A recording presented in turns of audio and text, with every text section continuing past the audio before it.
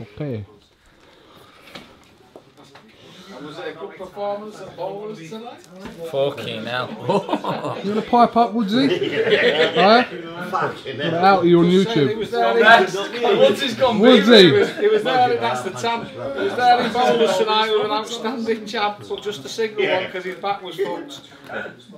Your back will be fucked in a minute, Steve. This is Coogan Cassius. We're at Bolton Arena in Bolton.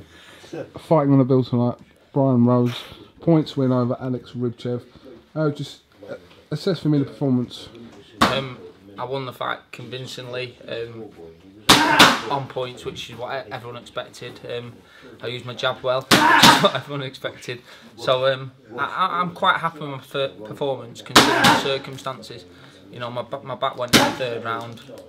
I never use excuses, but tonight I'm allowed one because I never used them. And my back went 3 weeks ago in training. It's not been the same since. I told Bobby that my back was fine leading up to it, and it wasn't stupidly of me, but I'll get it right next couple of weeks and be out in September. So, Bobby, hearing that now, if you'd known about this, what would have happened? I would have pulled him out of the fight, obviously. I mean, his back went when we was doing the body belt. He threw a couple of shots and then he stepped back heavy onto his foot, onto his back foot, and his back went. Now, we've had problems with his back throughout his career because when he had his first pro fight, he got a trapped thoracic nerve, so he had an operation under here, which sorted it out. Now, ever since then, put it down. Ever since then, it's kind of, I can smell your arm bad. Ever since then, it's kind of reoccurred. Now, when it went in the gym, it was bad. You know, he actually stepped back, it went, and he fell on the floor. Do you know what I mean? So we went to the physio, Stuart Cosgrove, and Manchester City's physio, and he got it sorted out. So after a couple of weeks of physio, he was still training. You know, he couldn't run, but he was still doing the rowing machine and stuff like that. And after a couple of weeks of physio, he said, it's fine, it's great. And every day I asked him, I said, is your back fine? It was fine. And it was. And then tonight in the fight, in the third round, he's been hit on the back of the head. And it's pulled his head forward, his back's gone again. So there's now what I can do about that. It's in the fight that it's happened.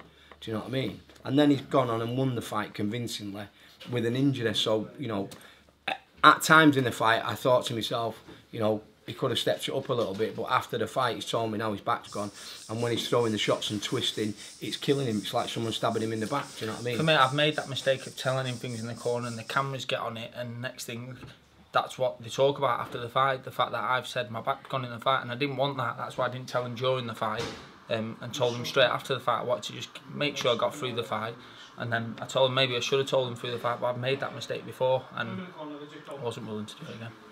You said you had a cold as well the last few days. Got a cold. I mean, Oscar got a cold, and the day he got the cold, I rang up Bobby and said, can I move into yours? And he probably thought that was a bit strange. No, I didn't. I thought, you missed me. I thought my plans worked. He didn't like Danielle anymore. He's coming back to me.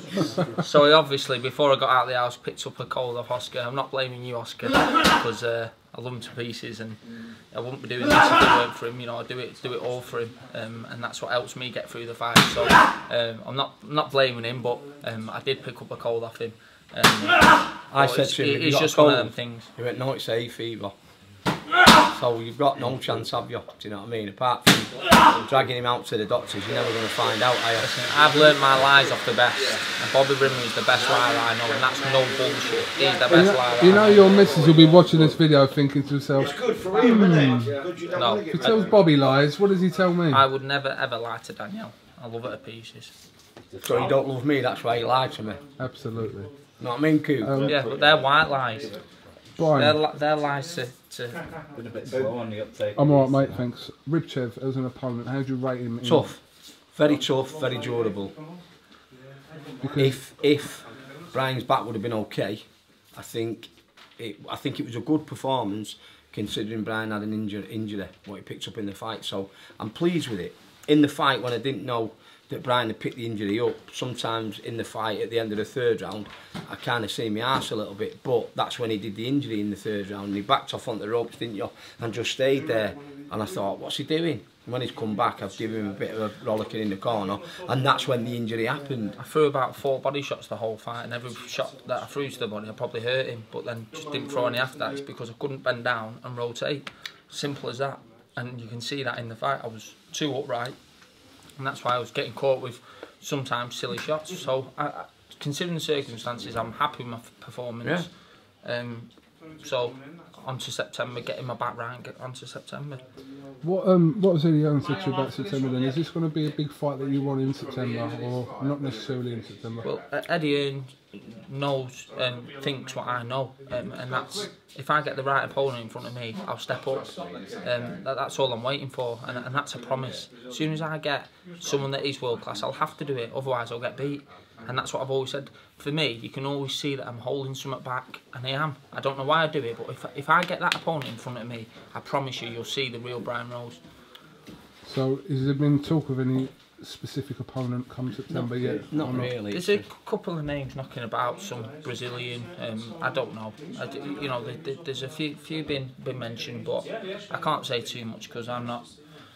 We're not privy to that information. Yeah, it's up to Steve Wood and Eddie Hearn. So. You know, you've got that stage now where people are calling him out. I mean, you've got RIBCHEV calling him out, and other people, and Jamie Cox. I mean, you look at RIBCHEV calling him out, but we wasn't going to go down that European route. That was the idea of giving the British title up, because we speak to Jamie Moore. Jamie Moore's our pal, and Jamie told us and Steve that they hung about round the British and European level too long. So we've decided to cut the European level out and go straight in. That's why we fought Al Qaim for the Intercontinental title to get us up there. That's what Eddie's done, Eddie and Steve. For me, not me. You know what I mean? So what's the use of coming back for RIBCHEV for the European title when we was going to miss that out anyway? I don't need RIBCHEV. RIBCHEV needs me. It's us with the Sky dates, and that's what he wants. He wants exposure, and that's why he's calling me out. It's obvious. I'd fight him in September if that's what Steve and Eddie wanted, but it's, you know, they're looking at bigger things for me, and that's what I want. You know, they're ambitious, and that's all I've ever wanted. You know, if I can't step up, and I'm not ready for that stage, at least I'll get to 40, 45 years old and think, you know what, I've got no regrets. I've moved on. I've given up my British title. I've moved on. I've boxed to the best of my ability. All right, listen. Like I say, win's a win. So onwards and upwards to see who Eddie picks you against in September. And yeah, but it's going well for you. So yeah, going as well as it can be. Very serious tonight, Keeks. I'm very tired today. I'm very tired today. Thing is dressed up. We'll have a serious one. Look smart tonight, you Cook. All your hair's done. Look mint. What if I flip that? Normally, it's got that big giant baggy tracksuit top on, hasn't it? And you walking around like MC Hammer. You look mint. You look good tonight, honestly. Do you want to slate me anymore? No, I'm not saying you look good. I'm not slagging you off, mate. He nearly beat you up the other day, didn't he? You get yourself down Manchester with me and you'll end up doing a down dance on something as well. Wow. I'm going to buy you from the Sugar Hut. How about that? You're barred from the Sugar Hut for the next foreseeable future. You're barred from Manchester then. All right. You won't know when I'm in Manchester. You won't know when I'm in the Sugar Hut. Right. Well, that's cheered me up. Thank you very much. Right, Cook and Cassius with Brian Rose and Bobby Rimmer. Nice one, Cook. Thank you very much.